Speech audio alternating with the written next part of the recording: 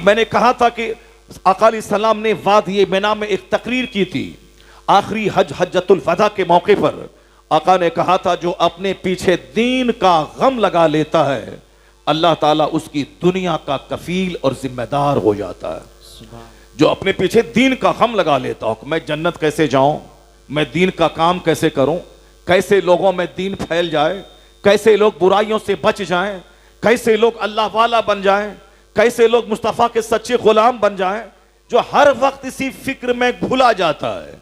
कैसे बदअमली दूर हो, कैसे कौम की बदअकीदगी दूर हो, हर वक्त 24 घंटे दिमाग में यही फिक्र चलती रहती हो, तो जाने दीन का गम अपने सीने में लगा लिया हो तो अल्लाह ताला फिक्र दुनिया से उसको बेनियाज कर देता है। सुभान अल्लाह, सुभान अल्लाह। और उसी खुतबे में आका ने फरमाया जो अपने पीछे दुनिया का गम लगा लेता है कि मुझको इस मकान के बाद वो मकान, उस मकान के बाद वो मकान, इस दुकान के बाद वो दुकान, मजीद आमदनी बढ़ती चली जाए, यानी सिर्फ खाना पीना, अपने बाल बच्चों के दुनियावी फ्यूचर को सजारना, इसी की फिक्र में लगा रहता है। कैसे मेरा बेटा पढ़े, कैसे मेरा बेटा डॉक्टर बने, कैसे इंजीनियर बने, कैसे गवर्नमेंट जॉब में जाए, कैसे नौकरी मिले, कैसे अच्छा खाए पिए, या नमाज छूटे, रोजा छूटे, तरावी छूटे, सब छूटे, लेकिन माल चाहिए। जो अपने पीछे दुनिया का गम लगा लेता है, सपना ख्वाब में भी वह माल देखता है,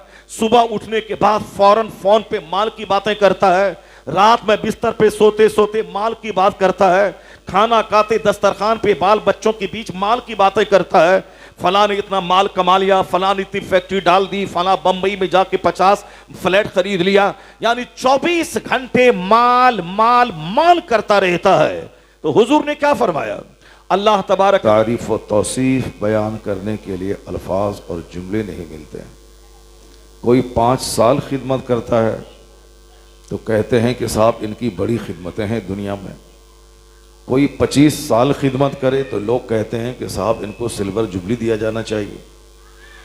कोई 50 साल खिदमत करते हैं तो लोग कहते हैं कि अब साहब इनकी खिदमतों को सराहने के लिए गोल्डन जुबली का अवार्ड इनको देना चाहिए। लेकिन उसे क्या कहेंगे जिन्होंने अपनी ज़िंदगी का एक तवील लम्हा, यानी लगभग 70-80 साल जिन्होंने दीन की खिदमतों के लिए वक्फ कर दिया हो, उसे तो सोने के सिक्के पे भी तौल दिया जाए फिर भी उनके शायान शान ये इस्तकबाल नहीं होगा। बेशक बेशक। जिसे सारी दुनिया जानती है कि सरकार मुफ्ती आज़म हिंद रज़ी अल्लाह तआला अन्हु के विसाल के बाद जिन्होंने मसनद इफ्ता को संभाल कर ज़बरदस्त फ़िक़्ह हनफी की खिदमत की है, उन मशाहिर में 10 टॉप में एक नाम हुजूर मुफ्ती अय्यूब साहब क़िबला का आता है। सुभान अल्लाह, सुभान अल्लाह। फतवा नवेसी में ऐसा जैसे मुफ्ती आज़म हिंद की याद ताज़ा हो जाती हो। मसनद दर्स पर बैठकर दर्स बुखारी देने के बाद सरकार आला हजरत की याद ताज़ा हो जाती हो।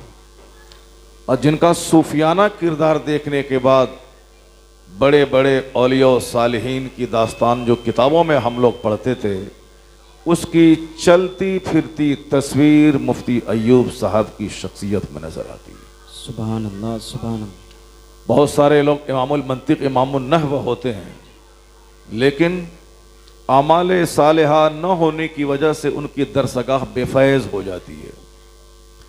मुफ्ती अय्यूब साहब क़िबला एक आबिद शब जिंदादार का नाम है।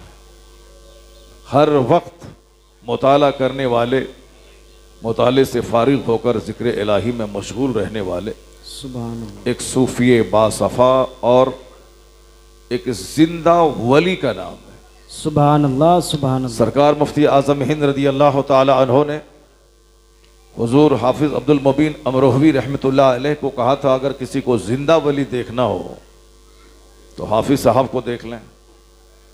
तो हम लोग हाफिज़ साहब को तो देख नहीं पाए, लेकिन हम लोग मुफ्ती अय्यूब साहब क़िबला को आज अपनी आंखों से देख रहे हैं। तो हम उसी जुमले को दोहरा सकते हैं कि आज के इस फितनो फसाद और पुरआशोब वक्त में अगर किसी सूफी कामिल, वली कामिल को देखना हो तो आलिम बाअमल की सूरत में हुजूर मुफ्ती आज़म मुरादाबाद मुफ्ती अयूब साहब क़िबला नईमी की शक्ल में आप देख सकते हैं। सुभान अल्लाह, सुभान अल्लाह। अल्लाह के वली की एक पहचान होती है कि उसमें पेचीदगी नहीं होती है, उसमें सादगी होती है। सिंपलिसिटी ये अल्लाह के नेक बंदों की पहचान होती है। और सादगी तो जिंदगी के हर पार्ट में सबके लिए ज़रूरी है। और सादगी से हट के जो तकल्लुफ, बनावट और तसन्नो के चक्कर में पड़ता है तो वह बेशुमार मुसीबतों की दलदल में धंसता हुआ चला जाता है। सादगी आदमी के हुस्न को बढ़ा देती है। सादगी से आदमी खुश रहता है। सिंपल पहनना, सिंपल खाना, सिंपल रहना, ये बहुत सारी मुसीबतों से बंदे को बचा देता है। आज जब हिंदुस्तान नहीं बल्कि पूरी दुनिया में कॉम्प्लिकेटेड लाइफ हो गई, सबों की जिंदगी पेचीदा हो गई, अच्छा खाना, अच्छा पहनना, अच्छा घर बनाना, अच्छी गाड़ी खरीदना, सबों ने अपनी जिंदगी का एक एम, एक गोल ऑफ लाइफ बना लिया। ऐसे में अक्सर दुनिया के लोग कर्ज के बोझ से दबे हुए हैं। मुझे मालूम है कि अभी किसी एक शख्स ने कहा था कि एक नया फारिग मदरसे का एक छोटी सी मस्जिद में इमामत कर रहा है, जिसकी तनख्वाह 7,000 रुपये महीना है, लेकिन सिर्फ शौक करने, दूसरों का मुकाबला करने के लिए उन्होंने 80,000 रुपये का आईफोन खरीदा है। अब आप समझ सकते हैं जिसकी आमदनी 7,000 रुपये माहाना हो, वो 80,000 रुपये का आईफोन खरीदा हो, कितने दिनों तक वह EMI भरेगा और उस मुख्तसर सी तनख्वाह से वो अपने घर वालों की मदद करेगा या वो आईफोन का कर्जा चुकाएगा? कुछ भी हो, मगर मुकाबला करना है दूसरे से कि उसके हाथ में आईफोन है तो मेरे हाथ में भी आईफोन चाहिए। अब नतीजे में उसे जहर खाना पड़े, आखिर में जहर तो खाना पड़ेगा। जैसे बड़े बड़े इंजीनियर और बड़े बड़े डॉक्टर को सुसाइड करना पड़ रहा है। ए भाई क्या कर रहे हो गया तो जाओ, तकरीर करने दो, फोटोग्राफी मत बनाओ, फिल्म का स्टूडियो मत बनाओ इसे। आज 4-4 लाख रुपए माहाना कमाने वाले लोग सुसाइड कर रहे हैं। ये 7,000 कमाने वाले मौलवी साहब जो आईफोन खरीद रहे हैं कर्ज लेकर, क्यों? बस एक दिमाग में नशा है मुकाबला करने का, कंपटीशन है, वो लिया है तो मुझको भी लेना है। आज दुनिया पेचीदगी में पड़कर सुसाइड की तरफ बढ़ रही है।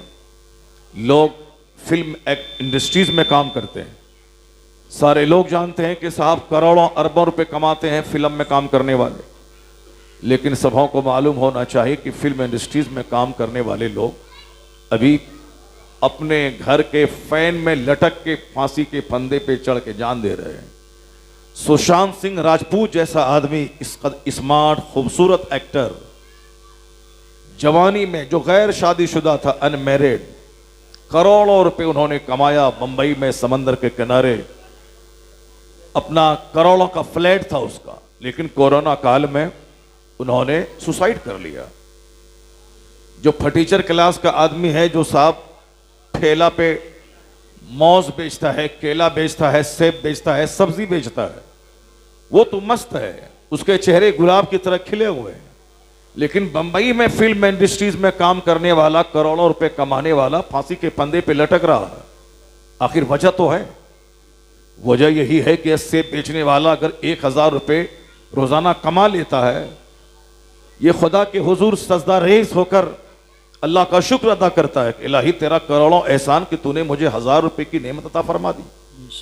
और वह 1 करोड़ रुपए फिल्म में कमाने के बावजूद भी प्यासा है, चूंकि उसकी तमन्नाएं बहुत बड़ी है, उसकी डिजायर्स, उसकी विशेष, उसकी ख्वाहिशात इतनी लंबी हैं कि उसके लिए अब यह 10 करोड़ रुपए नाकाफी हैं।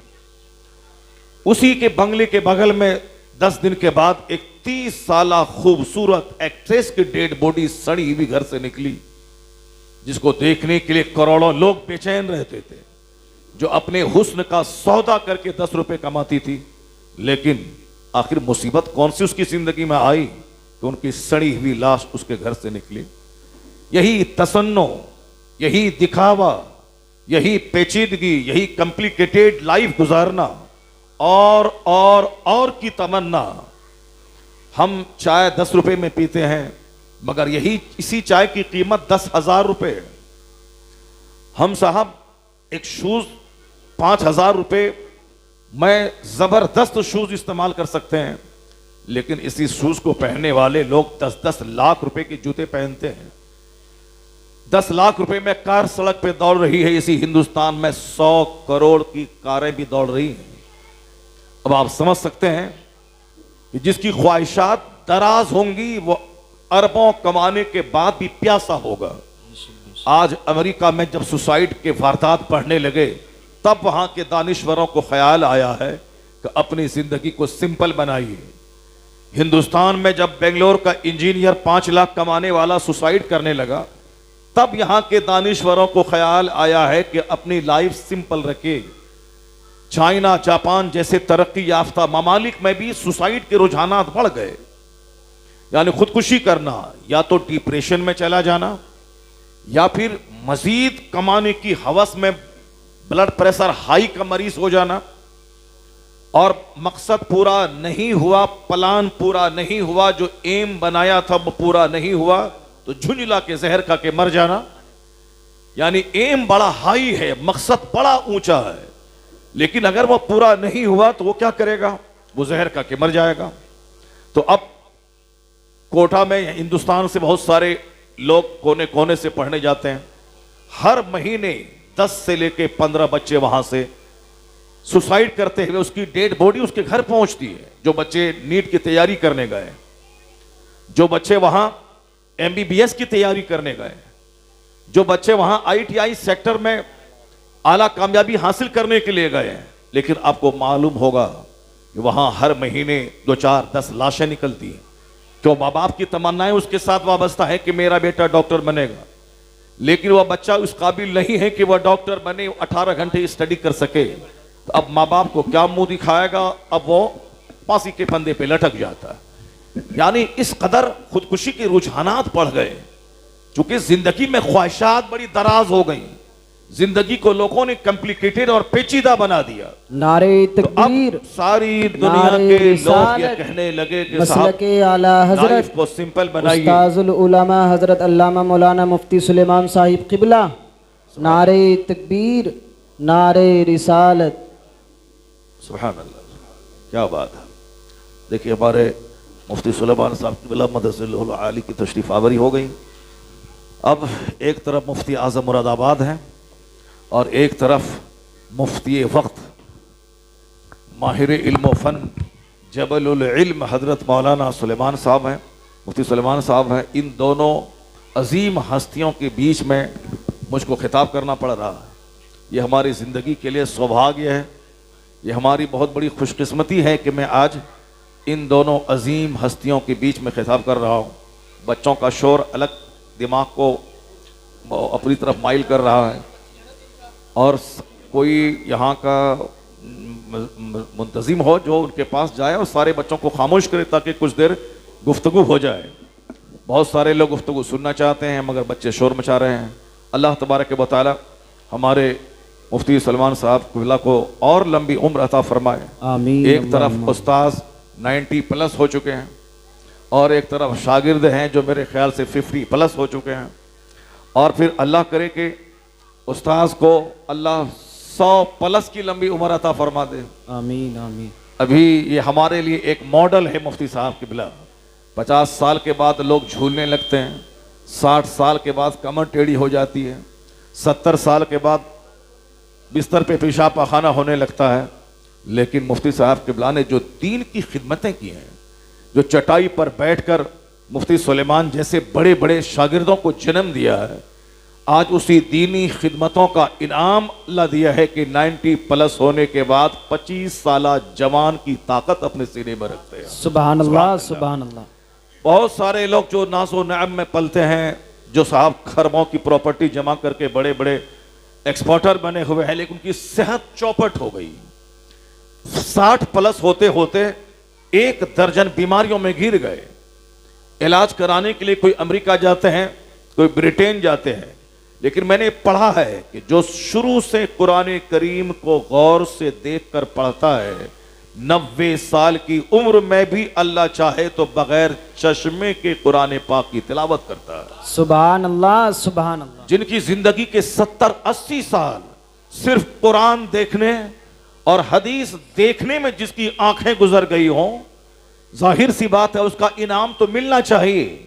जो सिर्फ पैसा पैसा पैसा करता है तो वो 70 साल के बाद वो बिस्तर पे लेट जाता है और सेहत की भीख मांगता है। लेकिन जो सिर्फ हदीस हदीस हदीस मुस्तफ़ा ने जो कहा उसको दूसरों तक पहुंचाना है, काल अल्लाह काल रसूल की सदाएं जबान से निकलती हैं, उनकी उम्र बढ़ती जाती है, उनकी अक्ल भी पुख्ता होती है, इल्म भी पुख्ता होता है, तजर्बा भी पुख्ता होता चला जाता है। सुभान अल्लाह, सुभान अल्लाह। मैंने कल एक हदीस पाक पढ़ के सुनाई थी। इमाम 10,000 रुपये कमाने के बाद क्यों खुशहाल रहते? एक आलिम रब्बानी मुख्तसर कमाई में बड़े बड़े एक्सपोर्टर, बड़े बड़े राजा महाराजा उसके पांव को चूमने पर क्यों फख्र महसूस करते हैं? इसलिए कि आका अलैहिस्सलाम ने इनके लिए दुआ दे दी है। वह दुआ है, नद्दरल्लाहु अमरन मन समिअ मिन्ना हदीसन फबल्लगहु कमा समिअ। और क़ाल नबी अलैहिस्सलाम, आका फरमाते हैं कि जिस अल्लाह उसे हरा भरा रखे, जिसने मेरी हदीस सुनी और दूसरों को सुनाया, सुभान अल्लाह, अल्लाह मेक हिम ग्रीन, अल्लाह उसे तरो ताजा रखे जो मेरी हदीस सुनता है दूसरों को सुनाता है। सुभान अल्लाह, सुभान अल्लाह। यह हदीस रसूल की खिदमत का इनाम है कि 90+ होने के बाद, कल मेरी तकरीर लगभग 2 घंटे तक हुई और शुरू से लेकर आखिर तक मुफ्ती आजम मुरादाबाद ने बैठकर इस फकीर को दुआओं से नवाजा और गौर से सुना।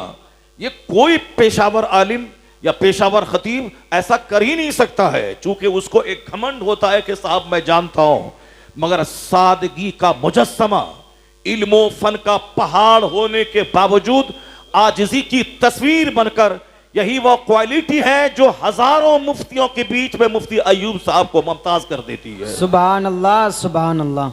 यानी इल्म के पहाड़ होने के बावजूद घमंड नाम की कोई चीज नहीं है, गुरूर नाम की कोई चीज नहीं है।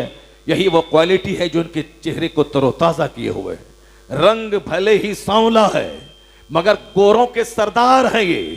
इनके शागिर्द कश्मीर के हजारों बच्चे जो गोरे गोरे, मगर वो इनके पांव चूमने के लिए तरसते हैं। पता चला कि रंग से इज्जत नहीं मिलती है, इज्जत तो इल्म से, अमल से मिलती है। बेशक बेशक, सुभान अल्लाह। दीन की खिदमतों का इनाम है कि जन्नत वहां मिलेगी, सेहत यहां मिली है, तंदुरुस्ती यहां मिली है, इज्जत यहां मिली है। इसलिए तो मैंने कहा था कि इल्म हदीस की खिदमत करने वाला अल्लाह तबारक व तआला उसे शोहरत के उस आसमान पे पहुंचा देता है कि जब तक जिंदा रहे तो भी दस्तबोसी होती है। बादे विसाल लोग उनकी कब्र की मिट्टी आंखों में लगा के कहते हैं यहां से खुशबू आती है। सुभान अल्लाह। इमाम बुखारी रज़ी अल्लाह तआला अन्हु की कब्र अनवर से आज भी कई 100 साल, सदियां गुजर जाने के बाद आज भी इल्मे हदीस की वो हैबत वहां रहती है कि कब्र अनवर से आज भी कस्तूरी की खुशबू आती है। आका अलैहिस्सलाम के मजहब मुहज्जब की जो खिदमत करेगा अल्लाह उसे फारिगुल बाल बना देता है, अल्लाह उसके सीने में कुशादगी अता कर देता है, अल्लाह उसे सब्र, इस्तिगना और बेनियाजी की दौलत से माला माल कर देता है। सेहत भी, हरियाली भी, खुशहाली भी और साहब तरो ताजगी भी।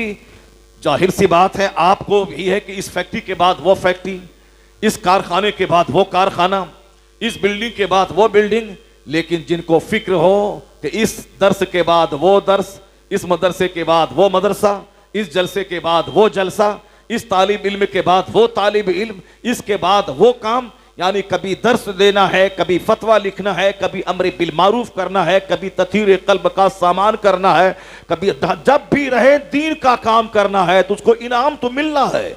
इनाम यही मिलना है कि जन्नत वहां मिलेगी, तरो ताजगी, फ्रेशनेस यहां मिलेगी। सुभान अल्लाह, सुभान अल्लाह। अल्लाह तबारक व तआला अपने महबूब के दीन की खिदमत करने वालों को खूब इनाम से नवाजता है। आमीन अल्लाह। दुनियावी खुशहाली, मैंने कहा था कि आका अलैहिस्सलाम ने वादी मिना में एक तकरीर की थी।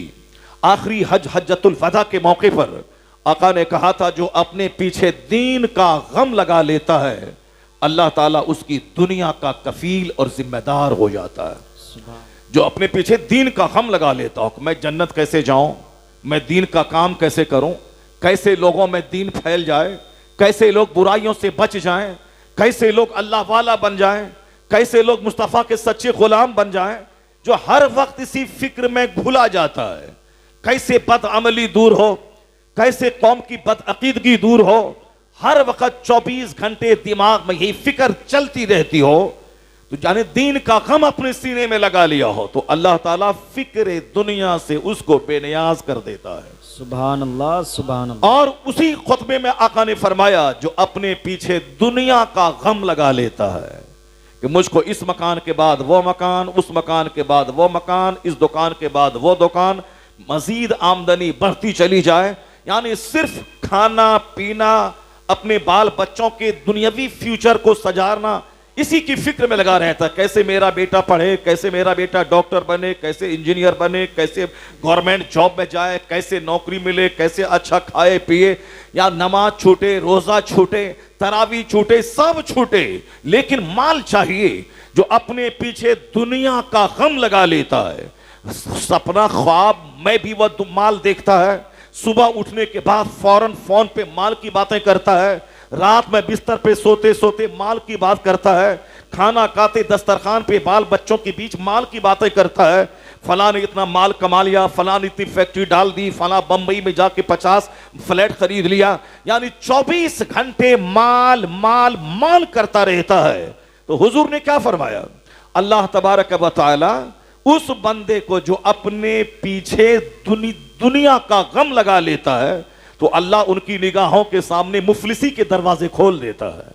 मुफलिसी के दरवाजे, वो कमाता जाता है, हरीस और लालची होके फकीर और मोहताज होता चला जाता है, और के चक्कर में कभी आसूदगी उसके करीब नहीं आती, यहां तक कि किसी भी वादी में मर जाए अल्लाह को उसकी कोई परवाह नहीं होती। अल्लाह अल्लाह। 99% दुनियादारों की मौत या तो ऑफिस में आती है, या हॉस्पिटल में एड़ी रगड़ के आती है, या फिर विदेशों में अपने माल को पहुंचाने के लिए ऑर्डर लेने, ऑर्डर सप्लाई करने में उसकी मौत आती है। एक ला हासिल जिंदगी, एक बेमकसद जिंदगी, एक अर्थहीन जीवन, एक एमलेस लाइफ, कुछ नहीं मिला। नमाजें छूट गई हजारों, रोजे छूट गए, तरावी की नमाज छूट गई, जुमा ईदैन उन्होंने छोड़ दिया, अपने अजीज रिश्तेदारों की मोहब्बतों को त्याग दिया, बस चंद सिक्के की खातिर। रिजल्ट क्या मिला, जिस दौलत की खातिर झूठ बोला वो दौलत तो बाल बच्चों के पास रह गई, और ये बंदा करोड़ों गुनाहों के बोझ में लद कर हिसाब देने के लिए राहिए मुल्क अदम हो गया, कब्र की और हश्र की मंजिल की तरफ रवाना हो गया। उनके जिम्मे अब फैक्ट्री नहीं है, उनके जिम्मे है फैक्ट्री बनाने में जो करोड़ों गुनाह उसने किए हैं, वह गुनाह उसके जिम्मे है। करोड़ फैक्ट्री रह गई बच्चों के पास, मकान रह गए बच्चों के पास, उनके जिम्मे है तर्के नमाज का गुनाह, उनके जिम्मे है झूठ का गुनाह, उनके जिम्मे है तर्के जमात का गुनाह, उनके जिम्मे है धोखा फरेब का गुनाह। ये सारे गुनाह लेकर चला गया, एक नाकाम सी जिंदगी गुजार कर चला गया। अक्सर व बेशतर यही होता, 10 करोड़ पास में है, 20 करोड़ का प्लांट डाल दिया, अब ये 10 करोड़ रुपए कर्ज लिया, उस कर्ज की अदायगी के लिए फिर वह तीसरे से कर्ज लेता है, धंसता चला गया। मैंने कहा कि पेचीदगी, कॉम्प्लिकेशन, तसन्नो और बनावट ने दुनिया को तबाही के कगार पे पहुंचा दिया। तब हिंदुस्तान के प्रधानमंत्री कहते हैं, पढ़ने लिखने का मकसद ये नहीं है कि साहब आप नौकरी करें, गुलामी करें, आप पढ़ने लिखने के बाद पकोड़ा बेचें, लेकिन ईमानदारी के साथ पढ़ा लिखा होके बेचें। पढ़ने लिखने के बाद न बैंक लूटें, न रेलवे की पटरी को उखाड़ें, और न साहब रिश्वत लें, न दूसरे को धोखा दें, बल्कि आप पढ़े लिखे, आप सभी आदमी सिविलाइज्ड आदमी हो गए। पढ़ने का मतलब अलग होता है इंसान बनना, बाकी रोजी रोटी आदमी किसी भी हालात जायज तरीके से हासिल कर सकता है, चाहे वह पान की दुकान करे, पकौड़े की दुकान करे, सेब लेके बैठ जाए, काश्तकारी करे या मजदूरी करे, या फिर साहब छोटी मोटी तिजारत डाल दे। कमाने का हजारों जरिया है, लेकिन पढ़ने का मकसद कमाना नहीं, पढ़ने का मकसद है इंसान बनना, आदमी बनना, ह्यूमैनिटी अपने अंदर लाना। कहते हैं कि जब बच्चे पढ़ने लिखने के बाद जॉब नहीं मिलता है, ये साहब आग लगाते हैं सड़कों में, ये बैंक को लूटते हैं। मुझे बड़ा अफसोस होता है कि पढ़ने का एम इन्होंने नौकरी क्यों बना लिया, पढ़ने का मकसद ये नौकरी क्यों बना लिया। पढ़ने का मकसद अच्छा इंसान बनना, सिविलाइज्ड बनना, मुहज्जब बनना, अपने लिए समाज को अपने से कुछ देना, नफाबख्श बनना, प्रॉफिटेबल पर्सनैलिटी का मालिक बनना। यही तो एम ऑफ एजुकेशन है। हमने एम ऑफ एजुकेशन को नौकरी बना दिया। तब से पढ़ने लिखने के बाद डॉक्टर की सूरत में जानवर पैदा होने लगे। साहब पैसों के चक्कर में नॉर्मल डिलीवरी को सीजरिंग करना, पैसों के चक्कर में एक टेस्ट लिखने से काम होता है 10 टेस्ट लिख देना ताकि पैथोलॉजी से शाम में कमीशन आ जाए। एक दवाई से फायदा हो सकता है 1 दर्जन दवाइयां लिख देना ताकि उन दवाई की कंपनी से उसके घर में फ्रिज और एसी आ जाए। साहब नॉर्मल डिलीवरी से काम होगा तो उन्होंने जो 50 लाख की कार खरीदी है उसकी EMI कहां से देगा। वो अपने बेटे को अमेरिका पढ़ने भेजा, उसका पैसा कहां से आएगा। उन्होंने 1 एकड़ जमीन में उन्होंने लोन पे मकान बनाया है, उसका पैसा कहां से देगा। अब इसी गरीबों की नॉर्मल डिलीवरी को सीजरिंग करवा के चाहे वो आने वाला बंदा जमीन बेचे, चाहे बीवी के सारे जेवर फरोख्त करे, या साहब अपना सामान गिरवी रख के मगर डॉक्टरों की भीड़ चढ़ाए, गरीबों का आशियाना उजाड़ कर अपने महल बनाने का ख्वाब देखने वाला वो कभी सुकून में नहीं रहेगा। लोग कहते हैं ये डॉक्टर है मगर इंसान नहीं है। मोरबी का इंजीनियर जिन्होंने NOC दिया, कई 100 लोग पुल के गिरने के बाद मर गए। लोग कहते हैं ये इंजीनियर है मगर इंसान नहीं है। तो इंसान होना और है, इंजीनियर होना और है, इंसान होना और है, डॉक्टर होना और है। तो आज की दरसगाहों से इंजीनियर और डॉक्टर तो पैदा हो रहे हैं, मगर हरीस डॉक्टर, लालची डॉक्टर, अपने मफाद की खातिर दूसरों की जिंदगी से दगा करने वाला, धोखा करने वाला डॉक्टर, दूसरों की जमीन बेचवा के अपना आशियाना तामीर करने वाला डॉक्टर, तब आज लोग कहने लगे ये डॉक्टर है मगर कसाई है, ये डॉक्टर है मगर जानवर है। तब लोग कहने लगे पढ़ने का मकसद इंसान बनना, पढ़ने का मकसद मुहज्जब बनना। प्रधानमंत्री कहने लगे पकौड़ा बेचिए मगर नौकरी की तलाश में मुल्क को नुकसान मत पहुंचाइए। क्यों आप ढेर सारी तमन्नाएं पालते हैं, क्यों आप साहब बहुत सारे ख्वाहिशात को पाल करके अपनी जिंदगी को तल्ख बनाते हैं। अमेरिका के बच्चे जब सुसाइड करने लगे, वहां की गवर्नमेंट ने कहा सिंपल लिविंग हाई थिंकिंग। जब चाइना के बच्चे साहब सुसाइड करने लगे, तब वहां की गवर्नमेंट ने कहा सिंपल लिविंग हाई थिंकिंग। जब हिंदुस्तान के बच्चे सुसाइड करने लगे, तब गवर्नमेंट कहती है सिंपल रहिए, मस्त रहिए। यही वह पैगाम है जो 1400 साल पहले दुनिया का सबसे महानतम इंसान, जो दुनिया का सबसे सफलतम इंसान, जो दुनिया का सबसे कामयाब तरीन इंसान, जिसको डॉक्टर माइकल हार्ट ने 40 साल पहले कहा था, he is the only man in history who was supremely successful on both levels, religious and secular. इंसानी तारीख का इकलौता आदमी मोहम्मद अरबी अलैहिस्सलाम है जो मजहब और सियासत दोनों सतह पर सबसे ज्यादा कामयाब तरीन शख्स हुआ। सुभान अल्लाह। नारे तकबीर, नारे रिसालत, मसलके आला हजरत, उलमाए अहले सुन्नत, उर्से मुकद्दस, जश्ने दस्तार बंदी, नारे तकबीर। सुभान अल्लाह। सुभान दुनिया का सबसे अजीम तरीन इंसान जिन्होंने इस दुनिया को गाइडेंस दिया है, जिन्होंने इस दुनिया का मार्गदर्शन किया है, वह पैगंबर आजम ने क्या कहा। 1400 साल पहले आका ने कहा था अल बज़ाज़तु मिनल ईमान, यानी सादगी ईमान का हिस्सा है। सादगी, simplicity is the part of faith. सादगी ईमान का हिस्सा है। तो जिस मकाम पे आज सारी दुनिया पहुंची और जिस थ्योरी को अपनाने के लिए आज की दुनिया के एक्सपर्ट पहुंचे हैं, आज के माहिरीन पहुंचे हैं, यही जुमला 1400 साल पहले पैगंबर आजम ने दुनिया को अता फरमाया है। यह इस बात की दलील है कि दुनिया तबाही का तमाशा देखने के बाद सही मार्ग के लिए जब मुतवज्जह होगी तो एक रास्ता है, वो रास्ता मुस्तफा का जो भलाई का रास्ता। जिंदाबाद जिंदाबाद। सुभान अल्लाह सुभान अल्लाह। तो जहां आका अलैहिस्सलाम के नजरियात दुनिया में है, वहां सब्र है, वहां धैर्य है, वहां पेशेंस है, वहां सुकून है। इसलिए पैगंबर आजम की महानता के बारे में आला हजरत फाजले बरेलवी ने बरेली शरीफ की सरजमीन से आवाज लगाया, कोई थिंकर बड़ा नहीं, कोई वैज्ञानिक बड़ा नहीं, कोई प्रोफेसर बड़ा नहीं, सबसे आला व औला हमारा नबी, सबसे बाला व वाला हमारा नबी, सारे ऊंचों में ऊंचा समझिए जिसे, है उस ऊंचे से ऊंचा हमारा नबी। सुभान अल्लाह।